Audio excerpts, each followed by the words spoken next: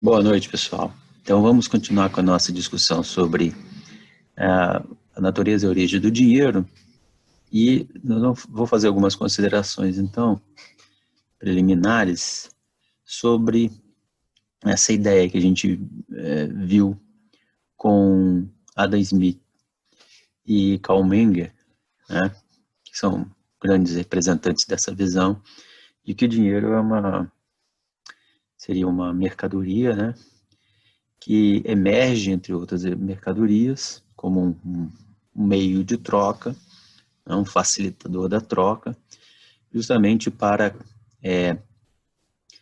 resolver, né, de maneira eficiente, ou seja, reduzindo custos de transação, aquilo que eles chamaram de a dupla coincidência dos desejos. Então, a gente lembra lá, Menger e Adam Smith, eles dizem que se não houvesse essa invenção social, né, que é espontânea, né, ficaria difícil realizar trocas, né, numa sociedade mais complexa como a nossa. Mas é importante salientar, né, que essa instituição social ela não emerge a partir de um plano, né, para resolver o problema, um plano que resolvesse o problema para todos, mas do interesse individual dos indivíduos de realizarem trocas, então satisfazer os seus próprios desejos. E dessa satisfação dos seus próprios desejos, espontaneamente, emerge uma ordem pública que favorece a todos, não só um, mas a todos, né? Essa é a ideia principal, né? Então, a gente viu lá, o Menger diz, não houve coação estatal e nem acordos coletivos, foram todas decisões individuais, nas trocas de mercado, descobriu-se a mercadoria de maior vendabilidade e essa se transforma no meio de troca. Então, essa é a essência do dinheiro, né? Um bem, uma mercadoria que emergiu das trocas. Bom, e aí vocês viram nos textos que eu passei, né, do Graeber e do Randall Wray, que nós temos um grande problema com essa ideia, né?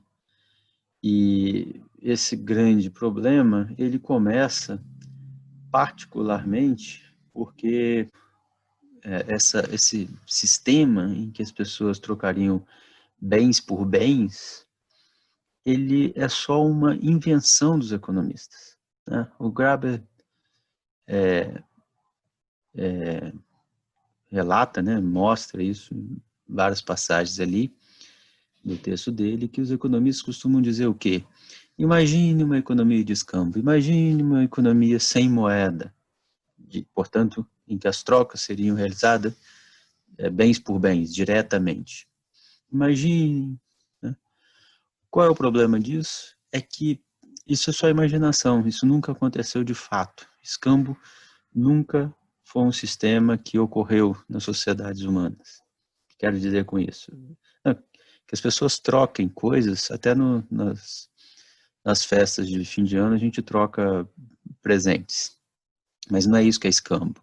Escambo é a troca de mercadorias com o objetivo de ganhos econômicos, né? Como a gente viu lá com o Menger e o Adam Smith.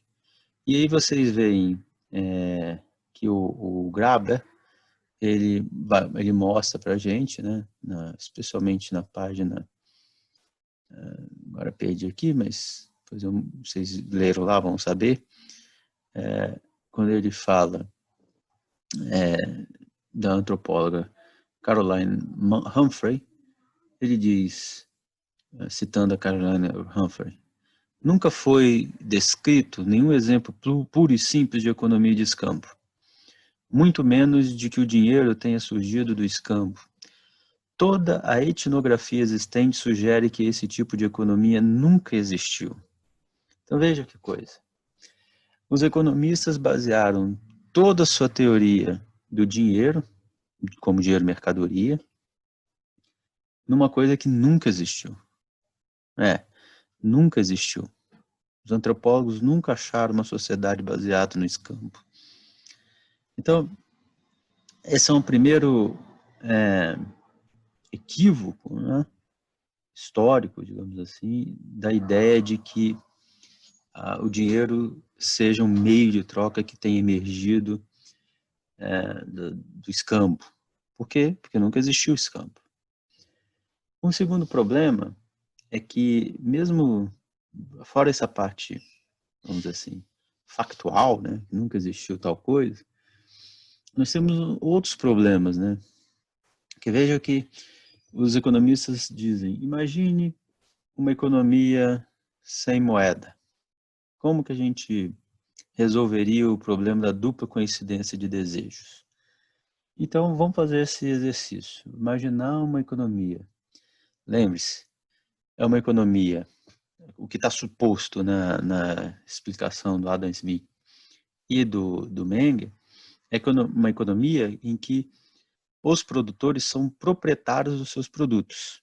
Eles não dizem exatamente em que época da sociedade isso aconteceu assim, mas é o que eles estão supondo. Então, nós vamos supor isso também. Eles são proprietários das suas mercadorias, dos seus produtos, e vão no mercado trocar. E a pergunta é, por quê? E eu deixei essa pergunta no último vídeo. Por que quando A vai trocar sapatos por camisas e B recusa-se a trocar as camisas que A gostaria de ter, por que A simplesmente não mata B e rouba as camisas? Ou simplesmente rouba, não precisa matar. Matar é um exagero. Por que ele não faria isso? Qual a boa razão poderia existir para A não roubar B? Lembre-se, uma das explicações de Adam Smith para a troca, o nosso ímpeto de troca, e uma das razões pelas quais a gente busca, acaba aceitando uma mercadoria meio de troca, é porque a gente busca os nossos próprios objetivos, né? É o individualismo metodológico que eu falei para vocês, né? Os indivíduos buscam aquilo que é melhor para eles, não se importando com o que acontece com o outro. Então, mantendo essa hipótese do Adam Smith, eu poderia simplesmente dizer que A, chegando no mercado e encontrando B que não quer trocar com ele, A rouba B. Não há nada na teoria que impeça o roubo, a não ser que você suponha que existam leis que protegem a propriedade e existe um Estado que policia as trocas. Mas lembre-se, tanto Adam Smith quanto Menger, eles dizem que o dinheiro não tem nada a ver com leis nem com o Estado. Então, supor que existam leis e existe o Estado, supor que o escambo fosse algo, a única forma de realizar as trocas, não é, essa suposição não é a única possível, não é a única imaginação possível. A gente pode imaginar que os indivíduos assaltassem os outros, por exemplo, se não houvesse Estado, se não houvesse policiamento, se não houvesse uma forma de um ente mais poderoso fazer um enforcement de normas que impedisse esse tipo de comportamento, ou pelo menos que reduzisse esse tipo de comportamento, que veja que é um comportamento que ainda está entre a gente ainda pode roubar uns aos outros, acontece. Então, é estranho a imaginação dos economistas, né, porque ela é muito pouco fértil, né? Você poderia, então, pensar no roubo. O roubo seria uma forma de resolver a dupla coincidência. O sujeito não quer trocar comigo, eu vou lá e roubo ele. E se ele brigar muito, eu vou e mato ele. a lei do mais forte. E como não tem Estado, não tem normas, ou as normas e o Estado não têm papel nenhum significativo nessa sociedade, é uma sociedade livre, não tem nada que eu deveria temer. Ah, mas o outro poderia tentar fazer isso comigo. Ok, a gente entraria numa guerra fratricida, cada um ia matar uns aos outros. Alternativamente, a gente pode imaginar ainda pessoas proprietárias, etc., mas que vivem numa comunidade em que eu gostaria de ter camisas, mas tenho sapatos, vou na casa de B e falo com B, olha, eu tenho sapatos, mas não tenho camisas, eu preciso de camisas, porque eu estou sem camisas.